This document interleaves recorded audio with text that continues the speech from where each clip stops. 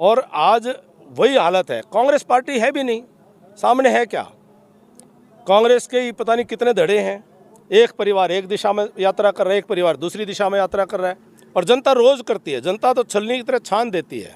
हमारी भी कोई कमी है, जनता ने हमें भी बताया के अंदर कितना ही फसल का नुकसान हो गया, कोई मुआवजा नहीं दिया। 2-2 रुपए के 5-5 रुपए के चेक देते थे। यही हुड्डा सरकार, नारनौंद की जनता ने तो जिताने के लिए वोट दे दिया था, वो सामने वोट इकट्ठा हो गया तो जनता ठगी सी रह गई, और एक तरह से जनता के साथ छल हो गया, कपट हो गया। उन चीज़ों को सुधारा जाएगा। आगे आदमी सीख सीख के आगे बढ़ता है। अतीत की गलतियों से, भूलों से सबक लेकर के आदमी सुधार करके आगे चलता है। सारे दर्शकों ने प्रियंका कोहाड़ की राम राम। और भाई अगर बात करें विधानसभा के इलेक्शन की, तो आपने पता है जितने भी कैंडिडेट है वे मैदान में है, सारे की जोर आजमाइश चल रही है। फिलहाल गांव गांव जान भी लाग रही है और लोगों से मिलन भी लाग रहे हैं। तो आज हमारी गिल्ला है पूर्व विधायक, पूर्व वित्त मंत्री कैप्टन अभिमन्यु। तो इनसे बात करेंगे कि नारनौंद हल्के की अगर राजनीति की बात करें तो इनका क्या कहना है। राम राम सर। राम राम प्रियंका जी, आपका स्वागत है नारनौंद की पावन धरा पर। देखो सर, हम तो नारनौंद मातेर में है, नारनौंद हमारा भी है। तो आप नारनौंद हल्के की राजनीति को लेकर क्या कहना चाहोगे? देखिए, मैं तो हरियाणा प्रदेश की राजनीति को नारनौंद से जोड़ करके बात कर लूँगा कि आज पूरे हरियाणा प्रदेश के अंदर एक अलग सी जग रही है कि तीसरी बार भारतीय जनता पार्टी की सरकार को बनाना है। और उसका मुख्य कारण है कि भारतीय जनता पार्टी आज अकेली ऐसी पार्टी है जो पंचकुला से लेकर के पलवल तक 90 के 90 हलकों को समान दृष्टि से देखती है, सब में समान विकास और समान अवसर की बात करती है। 36 बिरादरी को, सभी वर्गों को, शहर और गांव को एक नज़र से उनके साथ में विकास के काम उनके करे हैं, सबको आगे बढ़ाने का काम किया है। और जहां सामने मुकाबले में अव्वल तो कोई पार्टी दिखाई नहीं देती, और जो दिखाई देते हैं वो जो गिरोह हैं, वो राजनीतिक गिरोह हैं, वो परिवारवादी तंत्र के लोग हैं। वो परिवारवादी कहो, भाई भतीजावादी कहो, जातिवादी कहो, क्षेत्रवादी कहो, भाई भ्रष्टाचार करने वाले लोग हैं जिनको हरियाणा को लूटने का काम है। और जहां बिना पर्ची बिना खर्ची की संस्कृति वाली भारतीय जनता पार्टी की सरकार और हर वर्ग का कल्याण करने वाली सरकार दोबारा से हरियाणा की जनता देखना चाहती है, और उसी कड़ी में वही वातावरण नारनौंद में है। 36 बिरादरी ने संकल्प कर लिया है कि भाई इस बार कमल का फूल फिर से खिलाना है। सर, आपको लगता है कि नारनौंद में कमल का फूल खिल पाएगा? डंके की चोट पे कह रहा हूँ, नारनौंद की जनता की आवाज़ है कि कमल का फूल खिल रहा है। देखो सर, अगर नारनौंद हल्के की बात करें, पूरे हरियाणा की नहीं, क्योंकि आप वाकिफ हो नारनौंद हल्के से, आप विधायक भी रहे हो यहाँ पे और आपने विकास भी बहुत करवाया है, लेकिन फिर भी लोगों के बीच में जब जावे हैं तो लोगों का कहना कि विकास तो बहुत करवाया कैप्टन साहब ने, लेकिन पर्सनल काम नहीं करवाए। देखो, ठीक है, हमारे जो लोग हैं, मेरा भाईचारा है, मेरा परिवार है, और जिससे उम्मीद होती है तो उससे वो जो है कोई बात उसको कहेंगे भी। पर्सनल काम भी पूरे हरियाणा के अंदर किसी की तुलना कर लें और अगले पिछले से भी तुलना कर लें, खूब हुए हैं, फिर भी रह गए, बहुत रह गए।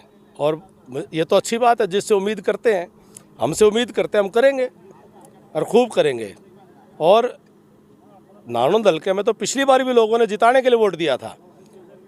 पूरे हरियाणा के अंदर अकेला हल्का था हमारा बीजेपी का जो 2014 से 2019 में सिटिंग एमएलएज की वोट बढ़ी थी, 20% बढ़ाई थी। नारनौंद की जनता ने तो जिताने के लिए वोट दे दिया था, वो सामने वोट इकट्ठा हो गया तो जनता ठगी सी रह गई, और एक तरह से जनता के साथ छल हो गया, कपट हो गया, ये धोखा हो गया कि जो सारी पार्टियों ने मिलकर के एक खेल खेल लिया कि भाई किसी तरह से अभिमन्यु को रोको, और सारा वोट इकट्ठा कर दिया। अब जनता समझ चुकी है, वो सारा 5 साल के अंदर वो सारा खेल भी जो है साफ़ हो चुका है जनता के सामने। अब जनता धोखा खाने वाली नहीं है। तो 2014 में भी लोकसभा में इंडियन नेशनल लोकदल के नारनौंद से 45,000 वोट की लीड थी। उनको गलतफहमी हो गई और मुझे चुनौती दी गई थी आज तक टेलीविज़न पे कि नारनौंद जीत गए अभिमन्यु, तो उन्होंने कहा था वो राजनीति से संन्यास ले लेंगे। आपको पता नहीं याद है कि नहीं, ये आज तक पे कहा था, और नारनौंद में हम 5 महीने के अंदर जीत करके गए थे। तो आज कांग्रेस को गलतफहमी हो रही है। हमारे तो 79 सीट आई थी और वो तो 41 में इतना कूद रहे हैं। तो लोकसभा का चुनाव, विधानसभा का चुनाव, दोनों चुनाव अलग होते हैं। और आज विधानसभा के चुनाव में भारतीय जनता पार्टी के पक्ष में 36 बिरादरी एक होती जा रही है और स्पष्ट एक लहर बनेगी धीरे धीरे, और भारतीय जनता पार्टी तीसरी बार सरकार बनाएगी। कैप्टन साहब, अगर कांग्रेस पार्टी की बात करें तो नारनौंदल के तो मेरे ख्याल तक कांग्रेस पार्टी का विधायक कभी नहीं बना है। 50 साल में नहीं बना। 50 साल में नहीं बना। देखिए, हमारा जो इलाका है कांग्रेस को, ये कृषि प्रधान इलाका है और कांग्रेस जो है वो किसान विरोधी पार्टी रही है, किसानों के साथ हमेशा धोखा दिया है। स्वामीनाथन आयोग की रिपोर्ट धूल खाती रही, उसको लागू नहीं किया, कभी एमएसपी नहीं दिया, कभी हमारे इलाके के अंदर कितना ही फसल का नुकसान हो गया कोई मुआवजा नहीं दिया। 2-2 रुपये के 5-5 रुपये के चेक देते थे, यही हुड्डा सरकार 2004 से 2014 में। और हमारे इलाके को कभी भी इन्होंने कोई बिजली, पानी, विकास, रोजगार सब चीज़ों के अंदर एक द्वेष भावना के साथ काम किया। तो हमारा इलाके ने कांग्रेस की सच्चाई को भोगा है, कांग्रेस के द्वारा दिए गए दर्द को भोगा है। और कांग्रेस जो है किसान विरोधी है, हमारा इलाका कृषि प्रधान है और आज वही हालत है। कांग्रेस पार्टी है भी नहीं, सामने है क्या? कांग्रेस के पता नहीं कितने धड़े हैं, एक परिवार एक दिशा में यात्रा कर रहा है, एक परिवार दूसरी दिशा में यात्रा कर रहा है, तीसरा परिवार कुछ और बोल रहा है, चौथा परिवार कुछ और बोल रहा है। और ये अपने जो पार्टी के अंदर, पार्टी में तो सबको साथ लेकर चलना पड़ता है। अपने प्रदेश अध्यक्ष के सरों पर लाठी मारने वाली ये पार्टी कहलाएगी क्या?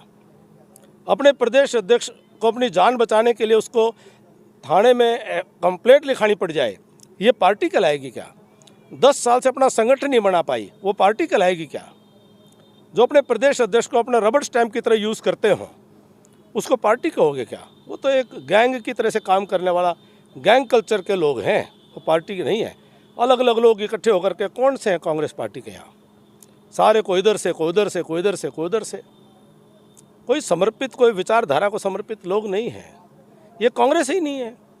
ये तो ये है कि कोई लहर में लोगों को फिर बरगला लो, लोगों को बहका लो, लोगों को बहला लो, फुसला लो, बहका करके किसी तरह वोट ले लो, कुछ दिन के लिए लोगों को एक जो है बहका करके, बस इससे ज़्यादा कुछ नहीं। जैसे पिछली बार धोखा हुआ, दोबारा अब हमारे लोग जो हैं वो धोखा खाने वाले नहीं हैं। हमारे लोग सावधान हो चुके हैं, कौन अपना है कौन पराया समझ चुके हैं, कौन काम करने वाला है और कौन काम करने वाला नहीं है समझ चुके हैं, कौन झूठी थापी मारने वाला है और कौन सच्ची बात कहने वाला है। अपना अपना ही है, ये सब समझ चुके हैं। अच्छा कैप्टन साहब, अगर अब की बात करें, फिलहाल जो एमएलए है दादा गौतम, तो उनके बारे में क्या कहना चाहोगे? देखो, कोई भी मेरे इलाके का कोई भी भाई मेरे राजनीति में विपक्ष में है या कोई भी है, मेरे लिए सब आदरणीय हैं। मेरे बड़े हैं वो भी आदरणीय हैं, मुझसे छोटे हैं वो भी आदरणीय हैं। मेरे दादा से लेकर के कोई भतीजा पोता और भतीजी पोती बेटी जो भी कोई है। कैप्टन साहब, आदरणीय है, अच्छी बात है, लेकिन नारनौंदल के विकास कितना हुआ है ये जनता बताएगी। जनता का काम है तुलना करना, और जनता रोज़ करती है। जनता तो छलनी की तरह छान देती है। हमारी भी कोई कमी है, जनता ने हमें भी बताया, और हमारी कमी दूर करना हमारा फ़र्ज़ है। हम अपनी कमी को दूर करेंगे और बार बार जीवन में बार बार प्रयास करेंगे। प्रयास करते करते फिर भूल होंगी, फिर भूल को सुधार करेंगे। तो ये तो हमारा स्वभाव है और हमारा संस्कार ये कहता है कि सारा मेरा अपना परिवार ही तो है, हमारे अपने ही तो हैं। मुझे उनके बारे में, ये काम जनता का है, जनता देख लेगी भाई कौन कैसा है। तो कैप्टन साहब, जो नाराजगी लोगों में आपके लिए है तो वो दूर कर पाओगे अब की बार?